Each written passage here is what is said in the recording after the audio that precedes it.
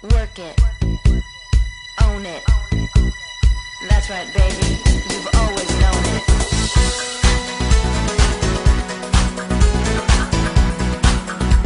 You can't walk in, baby. Work it. Own it. Look at you. You can't walk in, baby. That's right. Feel it. You can't walk in, baby. Work it. Own it.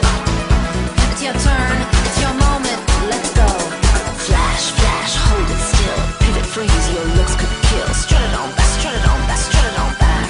And turn. Pow. Flash, flash. Hold it. Mi especialidad son los negocios inmobiliarios, con lo cual quiero contarles cómo estoy viendo en la actualidad el sector inmobiliario, qué es lo que ha venido ocurriendo en los últimos años y desde mi punto de vista perspectivas en relación a cómo sigue la película, ¿verdad? Lo cual definitivamente es todo un desafío, nunca fácil sacar la bola de cristal y plantear algunas cosas respecto de si va a subir, va a bajar, se va a desplomar o va a volar por los aires, pero bueno, con algunos fundamentos estadísticos y algunas apreciaciones conceptuales procuraremos recorrer un poco este camino juntos.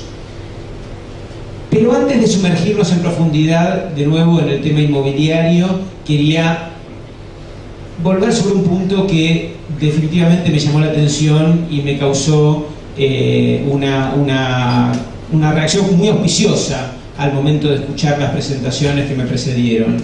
En este mercado, en esta Argentina, en este contexto y en este momento que nos toca vivir, el hecho de encontrar un grupo de gente joven con vocación de armar emprendimientos, de ser emprendedores, de poner en marcha proyectos, de convocar gente a que los acompañe, de abrir su capital a la expectativa de tener socios que se sumen a los emprendimientos, es definitivamente auspicioso. Yo quiero especialmente celebrar esta idea y esta iniciativa, esta apuesta, si se quiere, por crecer, por crear algo grande, y siempre es bueno ver que gente joven tiene proyectos ambiciosos y desafiantes como los que ellos han planteado, que van incluso mucho más allá de simplemente plantear quiero hacer algún buen proyecto, algún buen negocio, algún buen emprendimiento de real estate, de minería o de turismo. La idea de crear una compañía, ¿verdad? Y lo cierto es que debemos reconocer que en Argentina no hay una gran vocación de crear compañías, ¿verdad? Incluso hay como alguna vocación de crear eventualmente buenos proyectos, buenos negocios, buenos emprendimientos. Pero ellos, además de eso, y digo ellos porque yo en realidad estoy desde afuera y celebro lo que están haciendo, los apoyo y los acompaño, pero son ellos, y lo que están haciendo no es solamente buscar buenos negocios, que no es poco, ¿verdad?, en nuestra Argentina. Además de eso, es crear una compañía, es crear una empresa con lo que significa en términos de comprometerse, de responsabilidad y sobre todo de proyección a largo plazo. Y además, abrir su capital y convocar socios. Quiero destacar esta cuestión que definitivamente no es tan usual en nuestro mercado, no hay tanta cultura en nuestro mercado de hacerlo, me parece distintivo, me parece diferencial, plantearlo, hacerlo, y por eso en particular quiero celebrarlo. Pero bueno, nada, introducción que no es simplemente chupar las medias entre unos, sino que de verdad lo pienso y de verdad sí lo he apreciado cuando escuché la presentación que me precedió. Dicho esto, hablemos de real estate, ¿verdad? Y lo cierto es que en este momento que este entusiasta grupo de gente está planteando hacer el startup de una nueva compañía, nos encontramos en una realidad y en un contexto que en términos generales no es fácil, que plantea a nivel macro una buena cantidad de incertidumbres y de preocupaciones y que tiene un impacto directo sobre el sector inmobiliario. Y definitivamente los indicadores públicos que en los últimos tiempos hemos estado recogiendo en relación a la dinámica que viene teniendo el mercado inmobiliario en los meses de diciembre, enero y febrero y lo que va de marzo no son tan alentadores. Definitivamente no son alentadores. Están reflejando situaciones de preocupación. los niveles de transacciones inmobiliarias han caído. Esto se refleja en el principal indicador que el sector tiene al respecto, es cantidad de escrituras. La cantidad de escrituras traslativas de dominio que se hacen y que se vienen haciendo han caído un 20%, sino un 25%. Esto es diciembre, enero y febrero. Los permisos de construcción, esto es la registración de planos nuevos para empezar emprendimientos, cayó bastante más, ¿no? Cayó en la Ciudad de Buenos Aires en el orden de un 40%. Y lo cierto es que la vocación de empezar nuevos proyectos se ha ido enfriando en los últimos tiempos. Sobre todo, es un proceso que se ha desencadenado desde que a fines del año pasado pasó lo que todos saben que pasó, ¿verdad? Algunas medidas anunciadas por el gobierno muy fuertes que han marcado un cambio de tendencia y que han generado mucha preocupación en muchísimos inversores. Esto es lo que es público y conocido para todo el mundo, ¿verdad? Restricciones cambiarias, limitaciones a las importaciones, las cuestiones que se están implementando respecto de las reservas y el Banco Central, etcétera, etcétera, etcétera. Todo lo cual ha hecho que buena parte del sector inmobiliario se viera en la necesidad de plantear una hipótesis de trabajo bastante más restrictiva. Sin embargo, los precios no han cambiado. Sin embargo, en materia de precios no hemos visto un impacto, al menos no hemos visto un impacto en absoluto en términos relativos comparable con el nivel de retracción que vimos en los otros indicadores. Es decir, los precios se han mantenido, se han sostenido, se siguen sosteniendo, y esto puede resultar paradójico, ¿verdad? Y hay muchos comentaristas que empiezan a plantear en algunos medios públicos, masivos o especializados, que esta cosa va como a contramano del mercado, ¿verdad? O la regla del mercado. Es decir, se vende menos, ¿no? Y en vez de que los precios bajan, suben, ¿verdad? Y la verdad es que en parte es el reflejo de la dinámica que en la actualidad estamos teniendo en el mercado inmobiliario. Y esto más de uno lo nota como paradójico y más de uno empieza a plantear qué significa, qué está por detrás de esta situación y qué pasará en relación a esta cuestión. Pero profundicemos un poquito más para entender la dinámica de esta realidad, cuál es la trastienda de la dinámica de los emprendimientos y la actividad inmobiliaria en nuestro mercado. Ustedes tienen bien claro, porque esto lo sabe todo el mundo, después de varios años de boom inmobiliario, que los proyectos inmobiliarios en los últimos años se han orientado, se han estructurado, se han gestado y se han generado sin tener en cuenta quiénes serán los destinatarios usuarios finales de esos emprendimientos, sino especialmente a la medida de quienes eran la fuente de financiamiento de los proyectos, ¿verdad? O sea, esto es evidente para cualquiera que se ha acercado a un proyecto inmobiliario en los últimos tiempos. Es decir, los emprendimientos, los promotores, los desarrolladores y los emprendedores los conciben sin hacer un estudio, exagerando, ¿verdad? Sin hacer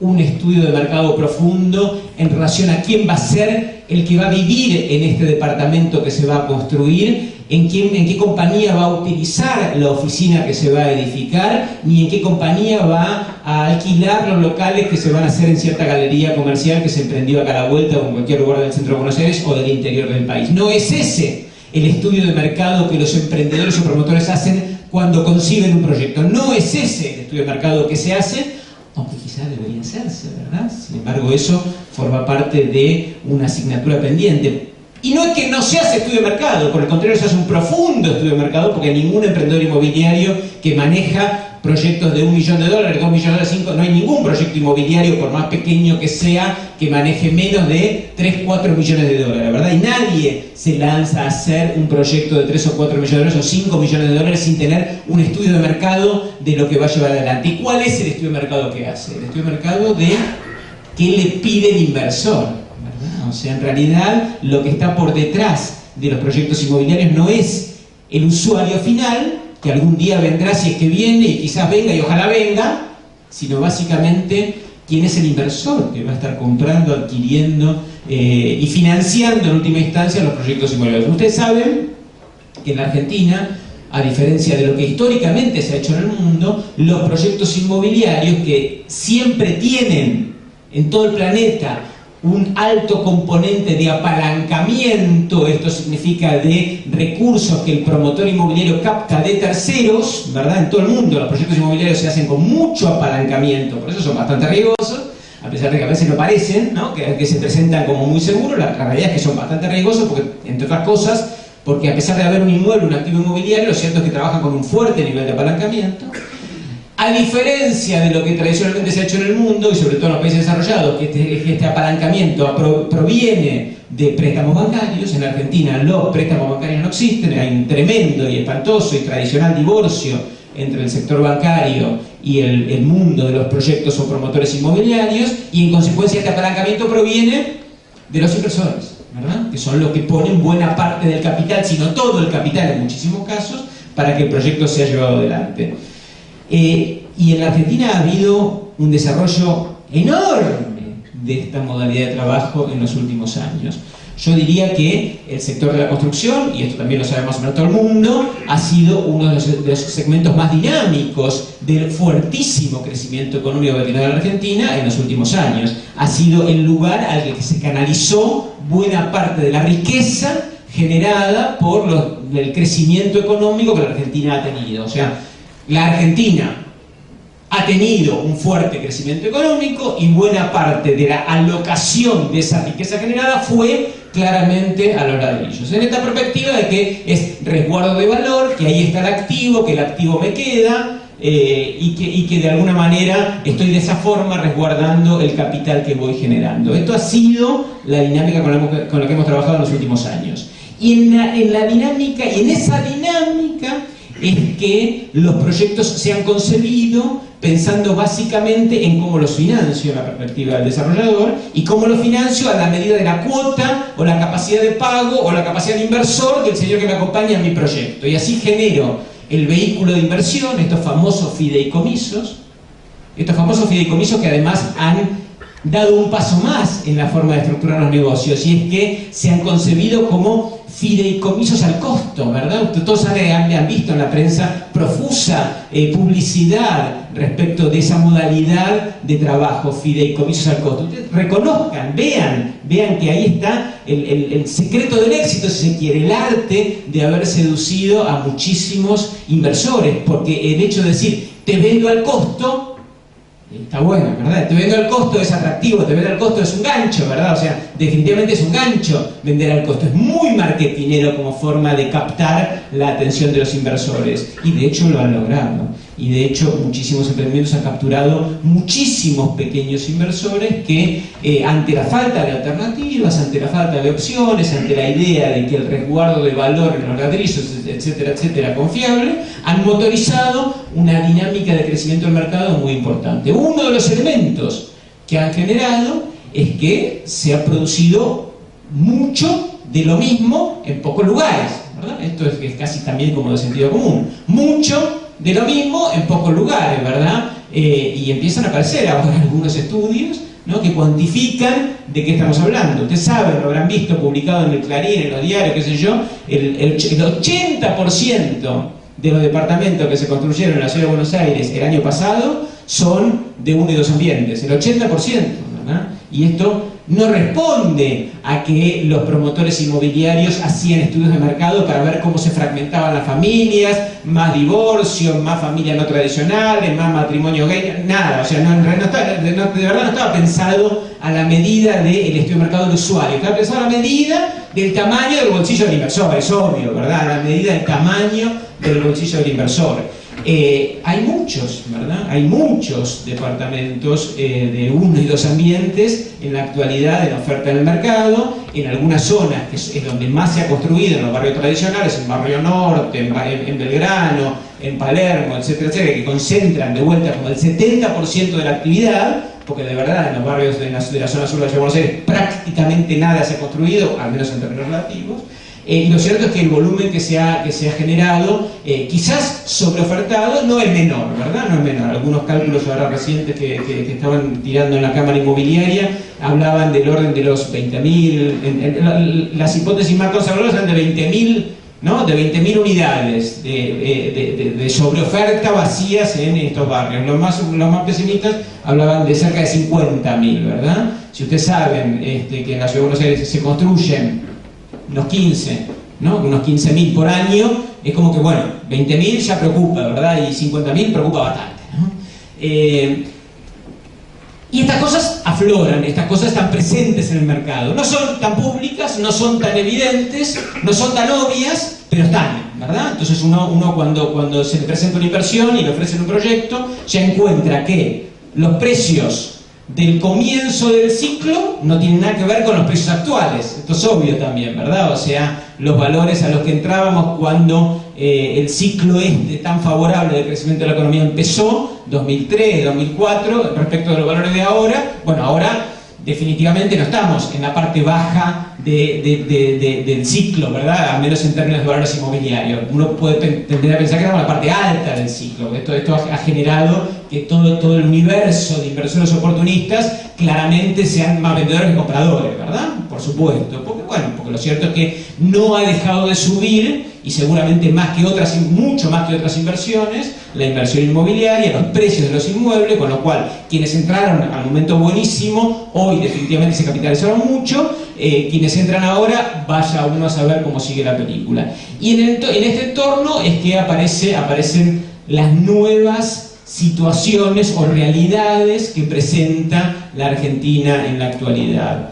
Una situación de vuelta de medidas económicas nuevas, de restricciones cambiarias que a los efectos del mercado inmobiliario no son menores, ¿verdad? Ustedes saben, el mercado inmobiliario es un mercado altamente dolarizado, tradicionalmente muy dolarizado, al menos en la Ciudad de Buenos Aires y en muchos lugares del interior. No en todos, hay que reconocer que en algunos lugares del interior es un mercado que vive pesos y que ha vivido en pesos y que ha aprendido a vivir en pesos hace muchos años.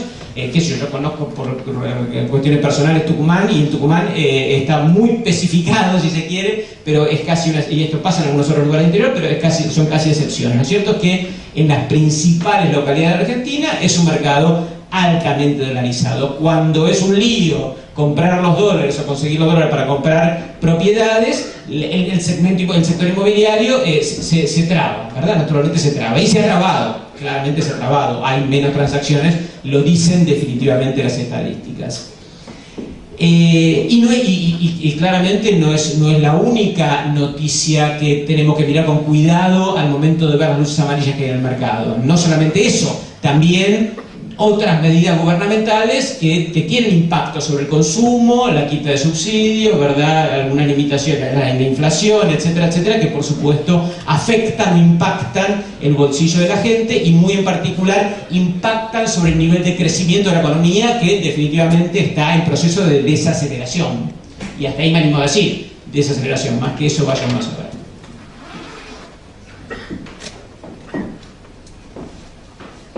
¿Y qué podemos decir que ocurre en el mercado inmobiliario como consecuencia de esta realidad que estoy describiendo, que tiene una larga lista de luces amarillas?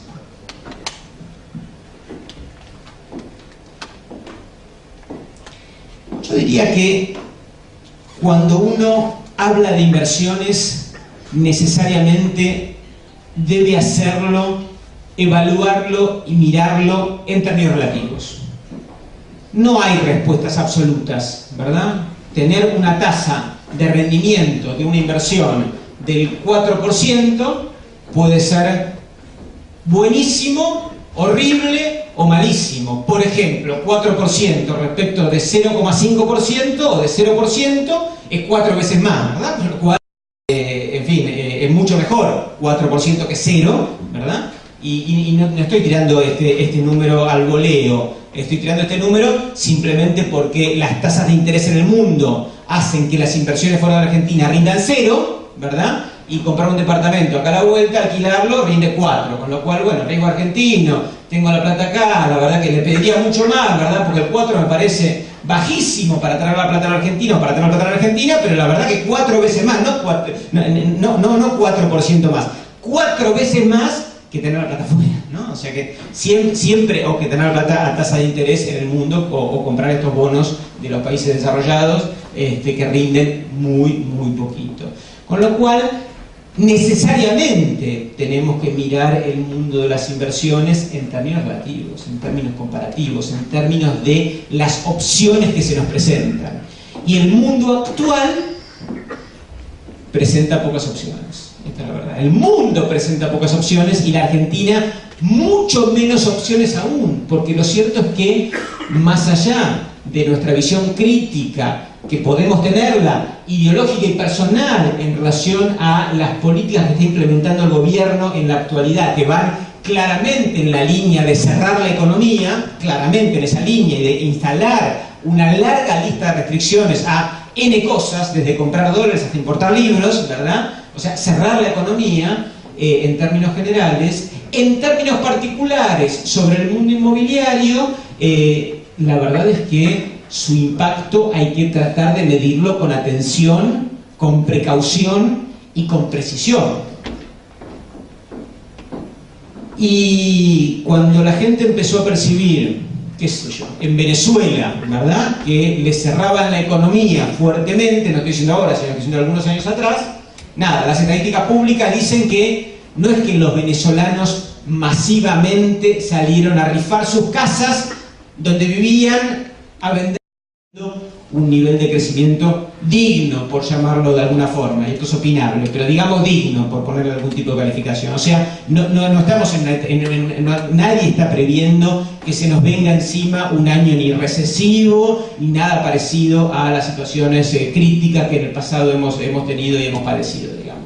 Con lo cual, en la medida que haya crecimiento económico, que sigue habiendo, sigue generándose más plata en el bolsillo de más de uno, ¿verdad? O sea, esto por supuesto, los más pobres no, ¿verdad? Pero todos aquellos que tienen algún excedente siguen generando en sus bolsillos, de la mano del crecimiento económico, más plata que la que antes tenían, por un lado.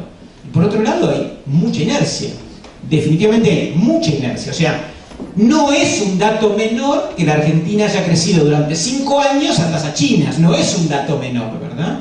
Y esto ha generado una acumulación importante de riqueza en los bolsillos de muchos argentinos, afortunadamente, de muchos argentinos, con mejor o peor distribución de la riqueza, en fin, podemos debatir sobre cuestiones de vuelta de naturaleza o carácter ideológico, pero lo cierto es que se ha generado riqueza, y esto trae como consecuencia inercia respecto de cómo comportarse en relación a esta riqueza que se ha generado, y que se sigue generando, quizás más aceleramente, pero se sigue generando.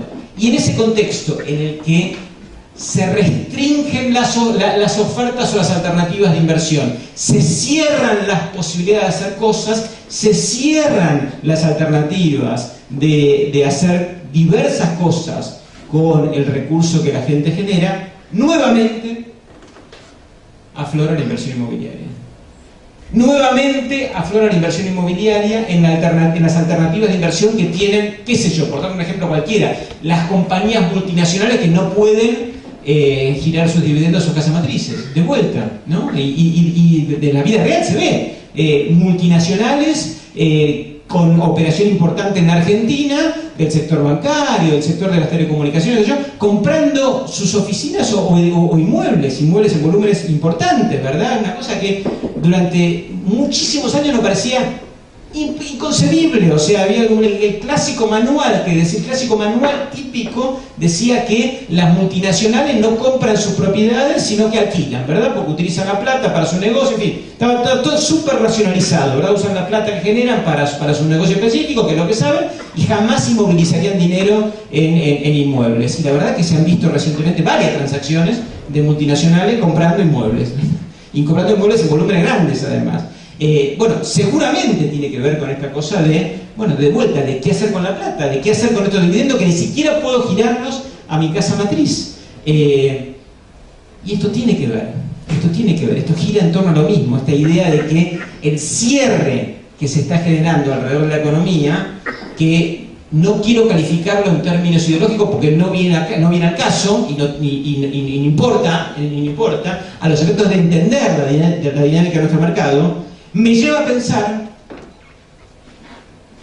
que hay más chance que los inmuebles suban que bajen. Claramente, desde mi punto de vista. los productos inmobiliarios que se construyen en la actualidad son en general emprendimientos edilicios que además se financian en pesos. La construcción de los proyectos supone, después de comprar el terreno, que en muchísimos casos es una limitación importante, hacer toda la construcción en pesos, porque lo cierto es que todos los insumos de la construcción se pagan en pesos. Entonces uno puede perfectamente calzar los ingresos que va recibiendo en pesos de la gente con los egresos que va generando, se van devengando como consecuencia de la evolución de las obras. Uno puede comprar el terreno pagando en metros, uno puede, y la verdad es que es una modalidad que no deja de expandirse o de extenderse. ¿Y por qué esto está funcionando? Por esto mismo, por varias razones, pero entre otras cosas por esto mismo, por esta cosa de que es una manera de minimizar el componente dolarizado de las transacciones y generar un proceso en el que si yo le voy a pagar al dueño del terreno con metros, bueno, estos metros los fabricaré con pesos, más los metros que tengo que fabricar para entregárselos a los compradores también en pesos, y toda la dinámica se realiza dentro de la moneda que hoy la gente maneja y le sobra y se la quiere sacar de encima y está afectada por la inflación y en algún lado la quiere colocar y te la enchufa como desarrollador inmobiliario y arreglate y entregame los metros cuadrados tan pronto como puedas, que para mí son a futuro algo que se parece bastante a dólares, ¿no? Una forma ilusoria, si se quiere, de comprar un activo, entre comillas, dolarizado, un activo inmobiliario. Y con la modalidad o la estructuración que usualmente tenemos para llevar adelante proyectos inmobiliarios, que son las obras al costo, tenemos un esquema bastante eficiente para llevar adelante estos proyectos, en términos de los requerimientos que plantea el emprendedor inmobiliario, los planes de negocios que establecen los promotores de los proyectos, los gestores de estos emprendimientos, los desarrollistas y también sus propios inversores. No caen en la necesidad tan compleja en la actualidad de tener que indexar, porque lo cierto es que en proyectos edilicios que van a llevar, que tienen 2 años por delante, en un contexto de alta inflación como el que tenemos en la actualidad, lo cierto es que no puede indexar, es un problema. Bueno, y que está prohibido, obviamente, como todo el mundo sabe.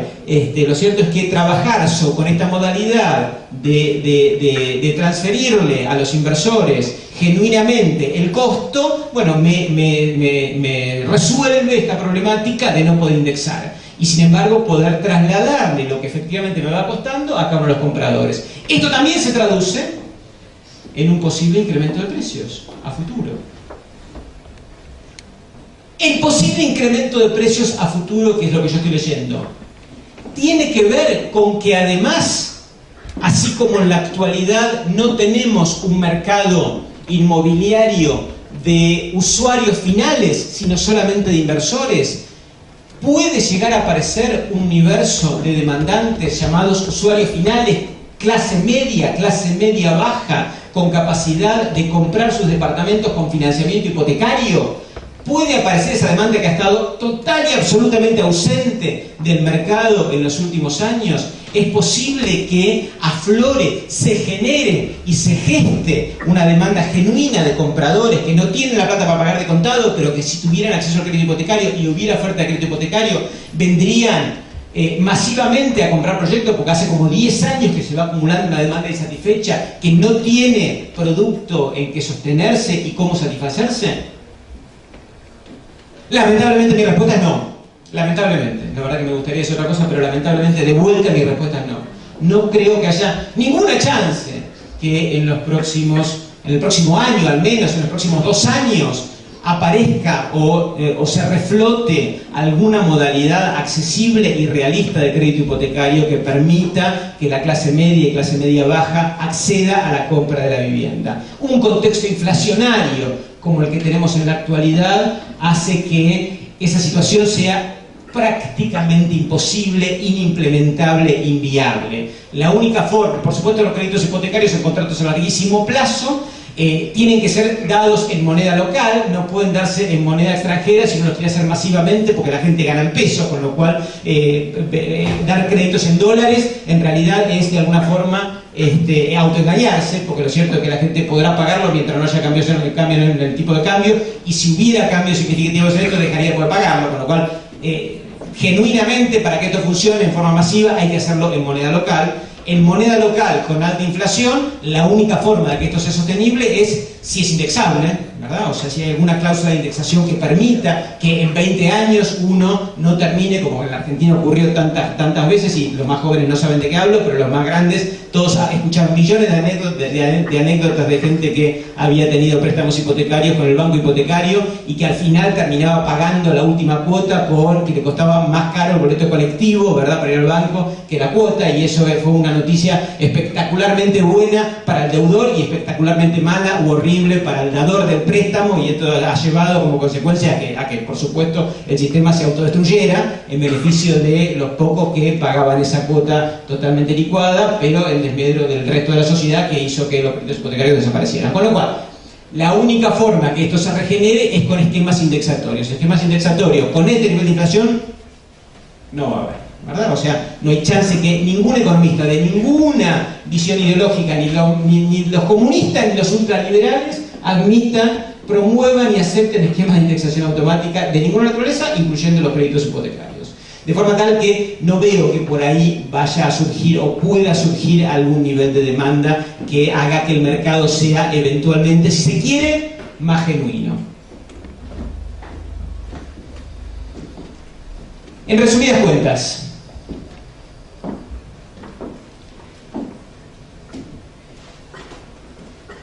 veo un mercado en el cual debemos ser más prudentes. Veo un mercado en el cual debemos ser más cuidadosos. Se ha construido mucho, se ha edificado muchísimo en los últimos años, y de más de una tipología, sobre todo las tipologías más populares, como el monoambiente o el dos ambientes pequeño, uno claramente empieza a ver síntomas de que hay más oferta que demanda. Claramente que hay más oferta que demanda. Quizás hay oferta para que no se construya nada durante 2 o 3 años y aún así se seguiría absorbiendo lentamente lo que ya se ha edificado. ¿Quiere decir eso? Y las restricciones cambiarias y las nuevas medidas que ha tomado el gobierno y la desaceleración de la economía y qué sé yo, que toda esta realidad va a tener un impacto altamente negativo sobre el sector, tanto en términos de nivel de actividad como en términos de precios. Mi respuesta es no.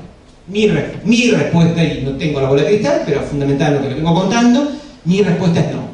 Mi respuesta es que el sector inmobiliario en este contexto probablemente sea, si no el único, uno de los pocos, y probablemente el único sector más dinámico de la economía en los próximos 2 o 3 años. Probablemente más dinámico de la economía en términos relativos, en una economía desacelerada, el más dinámico de la economía en los próximos 2 o 3 años. Esta visión que la gente de Southern tiene de cuando hace la lista de las líneas de negocios en las que quiere concentrarse y de incluir el sector inmobiliario en eso, a pesar de las luces amarillas que tenemos, yo creo que está bien planteado. Yo creo que hay que celebrarlo, no solamente porque es una buena idea, sino porque genuinamente pienso que está bien planteado. Y pienso que está bien planteado porque estamos en un contexto en el que el sector inmobiliario va a seguir siendo un motor importante de actividad y de crecimiento económico, motorizando y dinamizando el ahorro de los argentinos. El ahorro de los argentinos que no tiene alternativas. Y no digo que sea bueno que no tenga alternativa, pero no tiene alternativa. Digo, es una visión simplemente objetiva, ni siquiera es crítica, ni es una evaluación personal, ni digo que está bien, ni digo que está mal. Digo simplemente que es lo que es.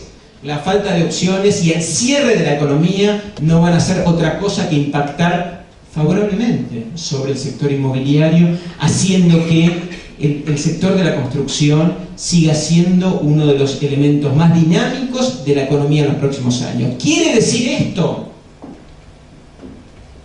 que cualquier proyecto tiene sentido? ¿Quiere decir esto manteca al techo? ¿Quiere decir esto pongamos en un PowerPoint un proyecto que nos lo van a sacar de la mano? Respuesta no, ni de cerca. Respuesta no, ni de cerca.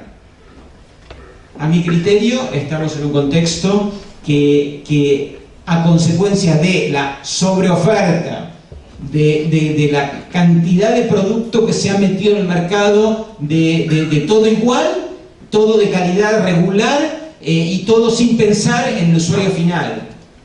de las restricciones que estamos teniendo, de que estamos en un momento del ciclo de valores altos, ¿verdad? O sea, hoy nada en la ciudad de Buenos Aires vale menos de $2.000, nada, ¿verdad? Y hace 4 años nada valía más de, qué sé yo, la mitad de eso, por decir algo, en promedio.